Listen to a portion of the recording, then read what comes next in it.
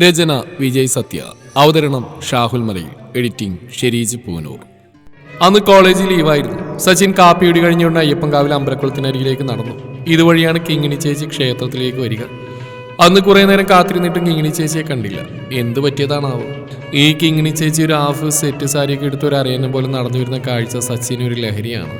ചേച്ചിയുടെ കയ്യിലൊരു പൂക്കുടയുണ്ടാവും. വീട്ടിലെ തൊടിയിൽ വിരിയുന്ന വർണ്ണ പൂക്കളാണ് അതിൽ നിറയെ. ചേച്ചി എടുത്തെടുത്ത പൂക്കളേക്കാൾ ഭംഗിയുള്ള പുഞ്ചിരിയായിരിക്കും അപ്പോൾ ചേച്ചിയുടെ മുഖത്തെന്ന് തോന്നും. വട്ടമുഖമുള്ള ചേച്ചിയുടെ ആ വിടർന്ന നെറ്റിത്തടത്തിലെ ചന്ദനപ്പൊട്ടും മാൻമിഴിയിൽ തിളങ്ങുന്ന കൺമഷീൻ. ഹോ, എന്തു ഭംഗി നിന്നെ കാണാൻ എൻ്റെ ഓമലാളി എന്ന് അറിയാതെ പാടിപ്പോകും. പോടാ, നിനക്ക് വെച്ചിട്ടുണ്ട് എന്ന് പറഞ്ഞ് ചേച്ചി മുഖം താഴ്ത്തി പുഞ്ചിരിച്ചുകൊണ്ട് കുണുങ്ങി കുണുങ്ങി നടന്നു പോകുന്ന കാണിക്കാൻ താൻ എല്ലാം മറക്കും. അതുകൊണ്ട് തന്നെ ക്ലാസ് ഒന്നുമില്ലാത്ത ദിവസങ്ങളിലൊക്കെ ആ നേരെ നോക്കി അമ്പലക്കുളത്തിൻ്റെ പരിസരത്ത് അവനെന്നും കാണും. അവൻ നിരാശനായി വീട്ടിലേക്ക് തിരിച്ചു. സച്ചിൻ വീട്ടുകാർ കാണാതെ അവൻ്റെ വീട്ടുപറമ്പിലെ തൊടിയിലേക്ക് ഇറങ്ങി മതിലിന് സമീപം എത്തി. കിങ്ങിണി ചേച്ചിയുടെ വീട്ടിലേക്കൊന്ന് എത്തി നോക്കി. ദേ കിങ്ങിണി ചേച്ചി മതിലിൻ്റെ തൊട്ടരികത്ത് ചെടികൾക്ക് വെള്ളം നനയ്ക്കുന്നു. ഏയ് കിങ്ങിണി ചേച്ചി, ഇവിടെ ഉണ്ടായിരുന്നോ? നിനക്കെന്താ പീരീഡ്സ് ആയോ? അപ്പുറത്തെ മതിലിൻ്റെ മറവിൽ നിന്ന് കിങ്ങിണിയോട് സച്ചിൻ വിളിച്ചു ചോദിച്ചപ്പോൾ അവൻ ഞെട്ടിപ്പോയി. നീ എന്നോ? അയ്യടാ, നിന്നെ ഞാനുണ്ടല്ലോ. അവൾ ദേഷ്യപ്പെട്ട് അങ്ങനെ പറഞ്ഞു പോയി. അത് കേട്ടവൻ പൊട്ടിച്ചിരിച്ച്. മണിമുത്തുകൾ പൊഴിയുന്ന അവൻ്റെ ചിരിയലകൾ കണ്ട് അവൾ ഒരു നിമിഷം ആസ്വദിച്ചു. പിന്നെ ഭയന്നു. കള്ളൻ ക്ഷേത്രക്കുളത്തിനരികിൽ പോയി നിന്ന് അവിടെ കാണാണ്ട് ഇങ്ങോട്ട് വന്നതാണ്. ദിവസത്തിൽ ഒരു പ്രാവശ്യങ്ങളിൽ ക്ഷേത്രത്തിൽ പോകുന്നത് തന്നെ അവിടെ ഒരാഴ്ചയായി കാണാതിരുന്നാൽ അത് മനസ്സിലാക്കുക ഈ സച്ചിനായിരിക്കും. തൻ്റെ തൊട്ട അയൽപ്പക്കാരൻ, തന്നേക്കാൾ എത്രയോ ഇളയത്. ഇവനിത് എന്ത് ഭാവിച്ചാണെന്ന് അറിയുന്നില്ല. അവനാണെങ്കിൽ തന്നോട് കൊണ്ടുപിടിച്ച പ്രണയമാണത്രേ. എത്ര വട്ടം ഉപദേശിച്ചു, എത്ര വട്ടം പിണങ്ങി മിണ്ടാണ്ടിരുന്നു. അതൊന്നും അവൻ കാര്യമാക്കുന്നതേയില്ല. കുറേ നാൾ മിണ്ടാതിരിക്കുമ്പോൾ അവൻ പറയും. കിങ്ങിണി ചേച്ചി നാവുകൊണ്ട് മാത്രം മിണ്ടാതിരുന്നാലും ആ മനസ്സും പിന്നെ ആ രണ്ട് കണ്ണുകളും നിരന്തരം വാചാലമാവുന്നത് ഞാൻ കാണുന്നില്ല എന്നാണോ ഈ പറയുന്നത്? ഞാൻ കാണുന്നുണ്ട്. ആ മനസ്സിനകത്ത് മുഴുവൻ ഞാനാണ്, ഞാൻ മാത്രം, ഈ സച്ചിൻ മാത്രം, അല്ലേ ചേച്ചി എന്നും പറഞ്ഞുകൊണ്ട് അവൻ്റെ ഒരു ചിരിയുണ്ട്. അത് കാണുമ്പോൾ തന്നെ അവളിൽ എല്ലാ ദേഷ്യവും അലിഞ്ഞതിൽ പോകുന്നു. ഇത് തന്നോട് മാത്രമല്ല, അവൻ്റെ കൂട്ടുകാരന്മാരോടും നാട്ടുകാരോടും മുഴുവൻ പാടി നടക്കുന്നറിഞ്ഞപ്പോൾ ചെക്കനെ തന്നോട് അസ്ഥിക്ക് പിടിച്ച പ്രണയമാണ് തന്നെ മനസ്സിലായി. വെറും 18 വയസ്സേ ഉള്ളൂ അവന്. തനിക്കാണെങ്കിൽ 40. പ്രായത്തിൻ്റെ ചാബല്യമാണ് അവന്. ഭവിഷ്യത്തുകളെക്കുറിച്ച് ചിന്തിക്കാൻ കഴിയില്ലാത്ത പ്രായം. അങ്ങനെ പഴയതൊന്നും എളുപ്പം മറക്കാനാവില്ല തനിക്ക്. അവൻ തൻ്റെ കുഞ്ഞനിയനല്ലേ, താൻ എടുത്തു നടന്ന പയ്യനാണ്. കുഞ്ഞിലെ എപ്പോഴും തൻ്റെ ഒക്കത്തായിരിക്കും അവൻ.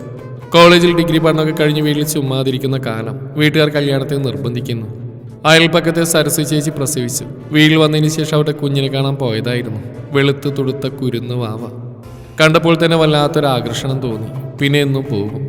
അവൻ്റെ ചിരിയും കളിയൊരു ലഹരിയായി. സരസ്വ ചേച്ചി കുഞ്ഞിൻ്റെ മുഷിഞ്ഞ തുണിയൊക്കെ അലക്കിയിടുന്ന നേരത്തും അവൻ തൊട്ടിൽ കിടന്ന് കരയുന്ന നേരത്തൊക്കെ അവനെ തോളിലേറ്റി നടന്നു.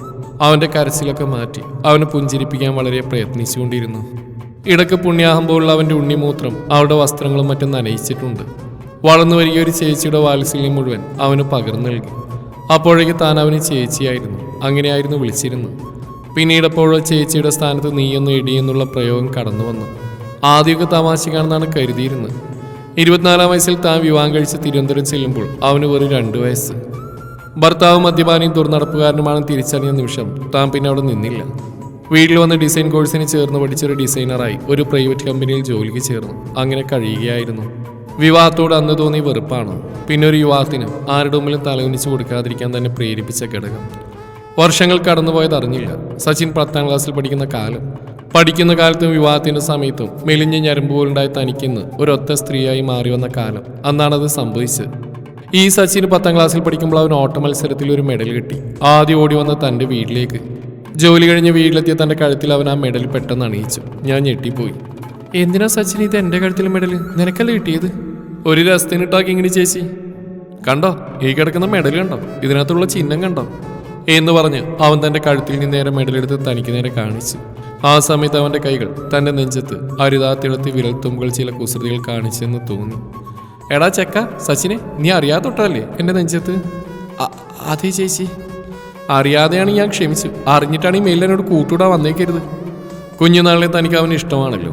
അനിയനോ ചേട്ടനോ ഇല്ലാതെ കിങ്ങിണിക്ക് ഭർത്താവിനോട് പിണങ്ങിയെത്തിയപ്പോൾ തൊട്ട് വീട്ടിലെ ഏകാന്തതയിൽ സഹോദരനും കളിക്കൂട്ടുകാരനുമായി അവനെ ഉണ്ടായിരുന്നുള്ളൂ. കുഞ്ഞുനാളിലെ അവൻ കുസൃതിയാണ്. അവൻ UP സ്കൂളിൽ പഠിക്കുന്ന കാലം. കിങ്ങിണിക്ക് സച്ചിൻ്റെ വീട് കടന്നു വേണം അപ്പുറമുള്ള സുമച്ചേച്ചിയുടെ ഫാൻസി കടയിൽ ചെല്ലാൻ. ചാന്തുപുട്ടൻ ചിലപ്പോൾ നാപ്കിൻ പാക്കൊക്കെ വാങ്ങിക്കാൻ വേണ്ടി ആ കടയിൽ ചെല്ലാറുണ്ട്. തൻ്റെ തലയനക്കം കണ്ട അവനും പുറകെ കൂടും. ഒരകലം വിട്ട് സൈക്കിൾ ഓടിച്ചാണ് അവൻ വരിക. സുമച്ചേച്ചിയുടെ കടയിൽ നിന്ന് ആവശ്യമുള്ളൊക്കെ വാങ്ങിയുള്ള വരവ് അവൻ വഴിയിൽ നിന്ന് തന്നെ ക്രോസ് ചെയ്തു. എന്തുവാ ഇത്? എന്തിനാ കടയിൽ പോയത്? ചാന്തും പൊട്ടും വാങ്ങിക്കാൻ. നോക്കട്ടെ എന്നും പറഞ്ഞവൻ തന്റെ കയ്യിലെ പൊതി തട്ടിപ്പറിച്ചു. എന്നിട്ട് വളയും പൊട്ടും ചാന്തൊക്കെ എടുത്തു മാറ്റിയ ശേഷം ആ ഒരു സാധനം കൂടി എടുത്ത് ഉയർത്തി കാണിച്ച് എന്നെ കളിയാക്കി ചിരിച്ചുകൊണ്ട് പറഞ്ഞു, ഇതെന്താണെന്ന് എനിക്കറിയാം, പറയട്ടെ. ഇത് ചേച്ചിയുടെ അതല്ലേ? എന്തൊരു പച്ചക്കാണ് അവൻ ചോദിക്കുന്നത്, വൃത്തിയിട്ടവൻ. അവന്റെ വിശദീകരണം മുഴുവൻ കേൾക്കാൻ നിൽക്കാതെ ചെവി പൊത്തിപ്പിടിച്ച് വീട്ടിലേക്ക് ഒറ്റ ഓട്ടമായിരുന്നു. ലജ്ജയില്ലാത്തവൻ. മുട്ടയെന്ന് വിരിഞ്ഞിട്ടില്ല, അപ്പോഴേ വേണ്ടാതെ നിങ്ങൾ പഠിച്ചു വെച്ചിരിക്കുന്നു. അതുകൊണ്ട് തന്നെ പിന്നീട് അങ്ങോട്ട് നാപ്കിൻ വാങ്ങുമ്പോൾ അവന്റെ സാന്നിധ്യം ഒഴിവാക്കാൻ പരമാവധി സൂക്ഷിച്ചും കണ്ട് മാത്രമേ പോവാറുള്ളൂ. എങ്ങനെ ചേച്ചി എന്തോ ഓർത്തിരിക്കുന്നത്?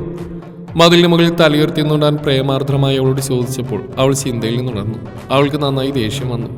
സച്ചിനൊന്ന് പോകുന്നുണ്ടോ എന്ന് പറഞ്ഞ് കയ്യിലെ ടാപ്പ് താഴെ വലിച്ചെറിഞ്ഞ് കിങ്ങിണി അമർത്തി ചവിട്ടി ഇന്റർലോക്കിലൂടെ നടന്ന് വീടിനകത്തേക്ക് കയറി കഥകടച്ചു. ഈ കണ്ടകശേരി പിടിച്ച ചെക്കൻ തന്നെ കൊണ്ടേ പോവും. അവൾ പിറുവിറുത്തു. ഇതിനൊരു പരിഹാരം കണ്ടെത്തിയേ തീരൂ.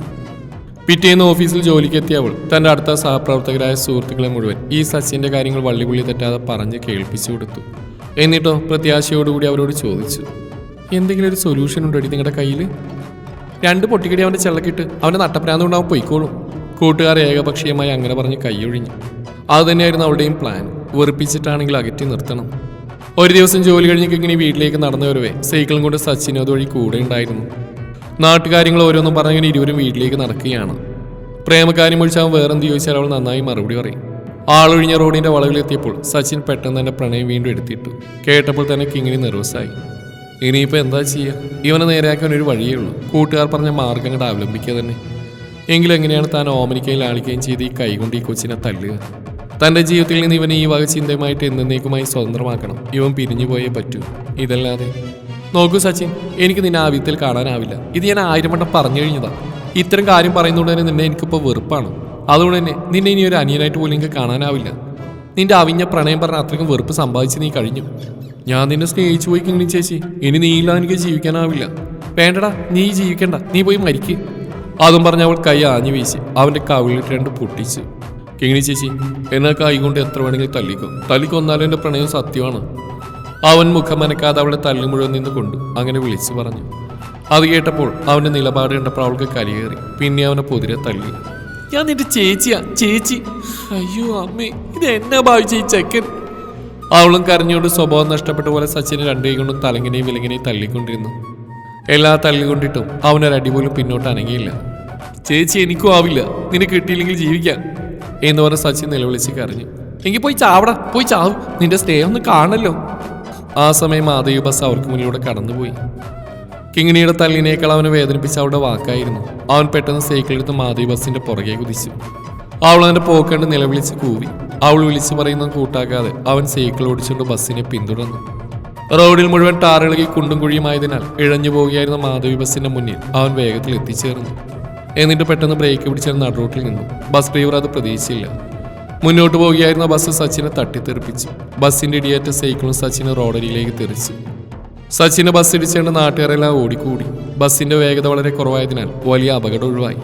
വീണെടുക്കുന്ന സച്ചിൻ ചാടിയണീറ്റു. കയ്യിലൽപ്പം പരിക്കേറ്റതല്ലാതെ വേറൊന്നും സംഭവിച്ചിട്ടില്ല. ഭാഗ്യം. ഇതെല്ലാം കണ്ട് പേടിച്ചറിണ്ട് നിൽക്കുകയായിരുന്നു കിങ്ങിണി.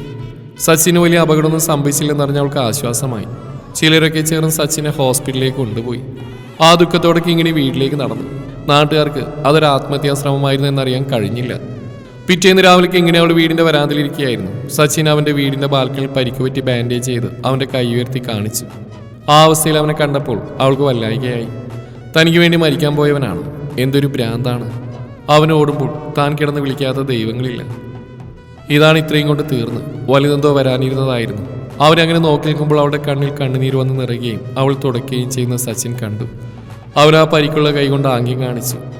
ഡോൺ വറി, എൻ്റെ ഒരു കൈ ഇത്രയ്ക്ക് പരിക്ക് പറ്റുമ്പോൾ കിങ്ങിണി ചേച്ചി സ്നേഹം ഇത്രയ്ക്ക് പ്രകടിപ്പിക്കുന്നുവെങ്കിൽ എനിക്ക് ശരീരം മുഴുവൻ ഒടിവായിട്ട് അനങ്ങാൻ പറ്റണ്ടായ എന്തുമാത്രം സ്നേഹം തരും എന്ന അർത്ഥത്തിൽ അവൾ നോക്കി ആശ്വസിപ്പിച്ചു. കുറച്ച് ദിവസങ്ങൾ കഴിഞ്ഞാണ്. വളരെ യാദൃശ്ചികമായി ബ്രോക്കർ വാസു ഇതിനിടയ്ക്ക് കിങ്ങിണിക്ക് നല്ലൊരു വിവാഹാലോചനയുമായിട്ട് വീട്ടിൽ വന്നു. വീട്ടുകാർ പക്ഷെ കാര്യമാക്കിയില്ല. എന്നും മുടക്കം പറയുന്ന അവൾ സമ്മതിക്കില്ലെന്നറിയായിരുന്നു. മുമ്പൊക്കെ ഇതുപോലെ എന്തോരം വന്നു. ആയ സമയത്തൊന്നും അവൾ കൂട്ടാക്കിയില്ല. പിന്നെ ഇപ്പോഴാണോ അവർ വാസുവിൻ്റെ വരവിനെ പുച്ഛിച്ച് തള്ളി. എന്നാൽ അവരെ അത്ഭുതപ്പെടുത്തിക്കൊണ്ട് അവൾ ആ വിവാഹത്തിന് സമ്മതമാണെന്ന് അറിയിച്ചു. ഇനിയൊരു പുരുഷന്റെ മുന്നിൽ തലകുനിക്കില്ലെന്നൊക്കെ പ്രഖ്യാപിച്ച് വാശി പിടിച്ച കിങ്ങിണിക്ക് ഇപ്പം ഇത് എന്ത് പറ്റി? വീട്ടുകാർക്ക് അത്ഭുതമായിരുന്നു അവളിൽ ആ മാറ്റം. സച്ചിന്റെ പ്രണയാക്രാന്തത്തിൽപ്പെട്ട് മനസ്സുഴറി നടക്കുന്ന കിങ്ങിനെ സംബന്ധിച്ചിടത്തോളം ഈ അവസരത്തിൽ ആ വിവാഹാലോചന ഒരു അനുഗ്രഹമായി മാറി. താൻ കെട്ടിപ്പോയി കഴിഞ്ഞാൽ സച്ചിൻ പിന്നെ തന്നെ സ്നേഹിക്കില്ല. തന്നെ നിരന്തരം ഇവിടെ വന്ന് കാണുന്നതുകൊണ്ടാണ് അവന്റെ മനസ്സിൽ നിന്ന് താനങ്ങനെ തന്നെ നിൽക്കുന്നത്. കെട്ടിപ്പോയി കഴിഞ്ഞാൽ പിന്നെ തന്നെ അവൻ മറന്നുള്ളൂ. മാത്രമല്ല ഇനിയും വൈകിൽ ഒരു പക്ഷേ തന്റെ നിലനിൽപ്പ് പോലെ അവതാളത്തിലാവും. സച്ചിനിൽ നിന്ന് തന്നെയും തന്നിൽ നിന്ന് അവനെ രക്ഷിക്കാൻ ഇതേ ഒരു മാർഗമുള്ളൂ, വിവാഹം കഴിക്കുക തന്നെ. അടുത്ത മുഹൂർത്തത്തിൽ തന്നെ വിവാഹം നിശ്ചയിക്കപ്പെട്ടു. തന്റെ തൊട്ടയൽപ്പക്കത്തുള്ള പ്രാണപ്രണയിനി കിങ്ങിണി ചേച്ചി മനസ്സിലിങ്ങനെ പ്ലാൻ വിവാഹത്തിന് സമ്മതിച്ച കാര്യം അറിഞ്ഞ് വിവാഹത്താലെയും സച്ചിൻ വിഷം കഴിച്ചു. അവനെയും കൊണ്ട് ആംബുലൻസ് ഹോസ്പിറ്റലിൽ പോയപ്പോൾ ഇനി സ്വസ്ഥമായ ഒരു വിവാഹജീവൻ തനിക്കില്ലെന്ന് മനസ്സിലാക്കിയ കിങ്ങിണി ആരും കാണാതെ ഒരു കൊച്ചു ബാഗിൽ ആവശ്യം വേണ്ട വസ്ത്രങ്ങളും മറ്റെടുത്ത് വീട് വിട്ടിറങ്ങി. റെയിൽവേ സ്റ്റേഷനിലെത്തി അവളെ എങ്ങോട്ട് പോകേണ്ടെന്നറിയാതെ വിഷമിച്ചു. അപ്പോഴാണ് പ്ലാറ്റ്ഫോമിലെ ബെഞ്ചിൽ ഒരു സന്യാസിനിയമ്മ ഇരിക്കുന്നത് കണ്ടത്. അവളുടെ വിഷമം അറിഞ്ഞവർ അപ്പോൾ വന്നു നിന്ന വണ്ടിയിൽ അവളെയും കൊണ്ട് യാത്രയായി. കിങ്ങിണി വീട് വിട്ട് വീടറിഞ്ഞ് മാതാപിതാക്കൾ പോലീസിൽ കംപ്ലൈന്റ് കൊടുത്തു. സംഭവങ്ങൾ വള്ളിപുള്ളി തെറ്റാ മനസ്സിലാക്കിയ പോലീസ് തുടർ നടപടിയുടെ ഭാഗമായിട്ട് പലരെയും ചോദ്യം ചെയ്യുകയും കിങ്ങിണിക്ക് വേണ്ടി പലയിടത്തും തെരച്ചിൽ ആരംഭിക്കുകയും ചെയ്തു. കിങ്ങിണി പോകാൻ സാധ്യതയുള്ള പല സ്ഥലങ്ങളും കേന്ദ്രീകരിച്ച് അന്വേഷണം വ്യാപിപ്പിച്ചു. അപകടനില തരണം ചെയ്ത സച്ചിന്റെ ബോധം തെളിഞ്ഞു. പോലീസുകാർ ഹോസ്പിറ്റലിൽ ചെന്ന് സച്ചിന്റെ മൊഴിയെടുത്തു. കൂടാതെ സച്ചിന്റെ വീട്ടുകാരെ ചോദ്യം ചെയ്തു. ഒരു തമാശ പോലെ സുഹൃത്തുക്കളും വീട്ടുകാരും തള്ളിക്കളഞ്ഞ സച്ചിന്റെയും കിങ്ങിണിയുടെയും പ്രണയം ഇത്രമാത്രം പ്രശ്നങ്ങൾ സൃഷ്ടിക്കുമെന്ന് നാട്ടുകാരും ബന്ധുക്കളും സുഹൃത്തുക്കളും കരുതിയില്ല. അവരേറെ ആശങ്കപ്പെടുത്തിയതും അത്ഭുതപ്പെടുത്തിയതും കിങ്ങിണിയുടെ തിരോധാനമാണ്. വിവാഹത്തലേന്നുള്ള കിങ്ങിണിയുടെ ഒളിച്ചോട്ടം കിങ്ങിണിയെ വിവാഹം ചെയ്യാൻ തീരുമാനിച്ച ചെറുക്കൻ്റെ വീട്ടുകാർക്ക് വളരെ പ്രയാസങ്ങൾ സൃഷ്ടിച്ചു. എങ്കിലും ആ ശുഭമുഹൂർത്തത്തിൽ തന്നെ ചെറുക്കൻ്റെ വീട്ടുകാർ വേറൊരു പെണ്ണിനെ കണ്ടുപിടിച്ച് കെട്ടിച്ചു എന്നാണ് അറിഞ്ഞത്. കിങ്ങിണിയുടെ തിരോധാനവും സച്ചിന്റെ ആത്മഹത്യാശ്രമവും സച്ചിന്റെ വീട്ടുകാരിൽ പരിഭ്രാന്തി വരുത്തി. ഇതേ ചൊല്ലി പരസ്പരം ഇരു കുടുംബക്കാരും തമ്മിൽ കുറ്റം പറഞ്ഞ് കശപിശയായി. ആ വാർത്ത നാട് മുഴുവൻ പരന്നു കഴിഞ്ഞു. ആസ്പത്രിയിൽ വെച്ച് സച്ചിൻ ഞെട്ടിക്കുന്ന ആ സത്യം അറിഞ്ഞു. വിവാഹം കഴിക്കാൻ കൂട്ടാക്കാതെ തന്റെ കിങ്ങിണി ചേച്ചി എങ്ങോട്ടെന്നില്ലാതെ ഓടിപ്പോയിരിക്കുന്നു. അങ്ങനെ പോലീസ് വന്ന് പോയപ്പോൾ പോലും ആരോഗ്യസ്ഥിതി മോശമായാൽ അറിയിക്കാതിരുന്ന ആ വാർത്ത അവൻ അറിഞ്ഞു. കിങ്ങിണി ചേച്ചിയുടെ കല്യാണം താൻ കാരണം നടന്നില്ല. തന്റെ ഈ പ്രവൃത്തി കാരണം നാണക്കേട് സഹിക്കാനാവാതെ ചേച്ചി യുവാത്തലേന്ന് വീട് വിട്ടുപോയത്രേ. അത് കേട്ടതോടെ പിന്നെ അവന് ഹോസ്പിറ്റലിൽ നിന്നില്ല. വീട്ടിലേക്ക് പോകാൻ വാശി പിടിച്ചു. ഇപ്പോൾ മറ്റ് ശാരീരിക പ്രശ്നങ്ങളൊന്നും ഇല്ലാത്തതുകൊണ്ട് വീട്ടുകാർ അവനെ ഹോസ്പിറ്റലിൽ നിന്ന് ഡിസ്ചാർജ് ചെയ്ത് വീട്ടിൽ കൊണ്ടുവന്നു. പക്ഷെ അവൻ ആ വീട്ടിൽ നിന്നില്ല. മാതാപിതാക്കളുടെ കണ്ണുവെട്ടിച്ച് കിങ്ങിനെ അന്വേഷിച്ചിറങ്ങി. സച്ചിൻ നേരെ ചെന്ന് അവന്റെ തൊട്ടടുത്തുള്ള വീടിന്റെ പോലീസ് സ്റ്റേഷനിലേക്കാണ്. SI അവന് പറയാനുള്ള മുഴുവൻ പുഞ്ചിരിയോടെ കേട്ടു. നീ വീട്ടിലേക്കല്ലടാ, അവള് വരും. SI അവനെ ആശ്വസിപ്പിച്ച് പറഞ്ഞയച്ചു. റെയിൽവേ സ്റ്റേഷൻ CCTV പരിശോധിച്ച പോലീസ് ഒരു ആശ്രമത്തിലെ വനിതയോടൊപ്പം കിങ്ങിണി വണ്ടി കയറി പോകുന്ന കണ്ടെത്തിയിരുന്നു. തുടർന്ന് യൂണിഫോമില്ലാതെ ആശ്രമത്തിലെത്തിയ പോലീസ് കിങ്ങിനെ കണ്ട് കാര്യങ്ങൾ അവതരിപ്പിച്ചു. നിങ്ങൾ ഞങ്ങളുടെ കൂടെ വരണം. നീ കരുതുന്ന പോലെ സച്ചിന് അപകടമൊന്നുമില്ല. സച്ചിനൊന്നും സംഭവിച്ചില്ലെന്നറിഞ്ഞ കിങ്ങിണിക്ക് ജീവൻ തിരിച്ചു കിട്ടിയതുപോലെയായി. എനിക്കിപ്പോൾ എൻ്റെ സച്ചിനെ കാണണം. ഇനി എനിക്കെൻ്റെ സച്ചിനെ വേണം. ഇനി ഞാൻ വിട്ടുകൊടുക്കില്ല. അവളുടെ തീരുമാനം അതായിരുന്നു. അവൾ പോലീസിനൊപ്പം നാട്ടിലെത്തി. വീട്ടിലെത്തി അവളുടെ തീരുമാനം മാതാപിതാക്കൾ അറിയിച്ചു. അവരതായിരുന്നു ആഗ്രഹിച്ചത്. പ്രേമത്തിന് ജാതിയോ മതമോ സൗന്ദര്യമോ പ്രായമോ ഒന്നും തന്നെ ബാധകമല്ല. അത് രണ്ട് ആത്മാക്കൾ തമ്മിലുള്ള സംഗമമാണ്. മകനെ ജീവിച്ച് കാണാനുള്ള ആഗ്രഹം കൊണ്ട് സച്ചിന്റെ മാതാപിതാക്കളും അവർ തമ്മിൽ ഒന്നാവട്ടെ എന്ന് ആത്മാർത്ഥമായി ആഗ്രഹിച്ചു. ഒരു മുഹൂർത്തത്തിൽ അവർ അവരെ തമ്മിൽ ചേർത്ത് വെച്ചു. കിങ്ങിണി ഇങ്ങ് വന്നേടി. കിങ്ങിണിയോ? കിങ്ങിണി അതിശയിച്ചു. ആ അതിരാത്രി സച്ചിന്റെ നാവിൽ നിന്ന് ചേച്ചി എന്ന പദം തീരെ പോയി. ഇപ്പോൾ വെറും കിങ്ങിണിയായി മാറി. അതെ, കിങ്ങിണിക്കും കുറെ വയസ്സ് കുറഞ്ഞ പോലെ, സച്ചിൻ തന്നെക്കാൾ മുതിർന്ന പോലെ. തന്നെ ഈ മാനസികാവസ്ഥയിലേക്ക് എത്തിച്ച സച്ചിനെ സമ്മതിക്കണം എന്ന് പറഞ്ഞുകൊണ്ട് കിങ്ങിണി തന്റെ കള്ളക്കാമുകൻ ചക്കനെ, അല്ല തന്നെ നാവുകാരനെ കെട്ടിപ്പിടിച്ചു. സച്ചിന്റെ കാര്യം പിന്നെ പറയണ്ടല്ലോ.